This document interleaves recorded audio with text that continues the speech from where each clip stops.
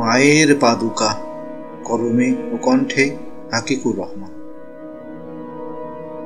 আমার মায়ের পাদুকা দুখানা দেখেছ কি তোমরা কেউ? পাদুকা দুটিকে ভাসিয়ে নিয়েছে ভরা ভরসার ঢেউ।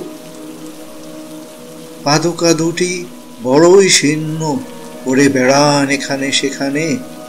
চালাঘর থেকে হেসেল পেরিয়ে কখনো যান তিনি উঠানে। নতুন পাদুকা কিনে দেব যে, যাওয়া তো হয়নি হাটে। ও দুটি পরেই মা আমার চলেন গায়ের পথে ঘাটে।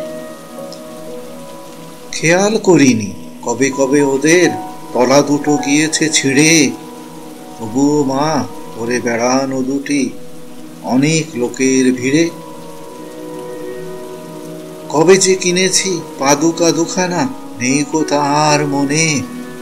হয়েছে যে তারা বড়ই জীর্ণ, কইব তা কার শোনে। ও দুটি নিয়েই চলেন তিনি, কখনো দেননি নালিশ। আমি হতভাগা ভুলে গেছি তা, কিনি আমি মাথার বালিশ। আমার মায়ের পাদুকা দুখানা থাকুক না আমার মাথে। খুঁজে তো তাদের পেতেই হবে আষাঢ়ের বর্ষাতে।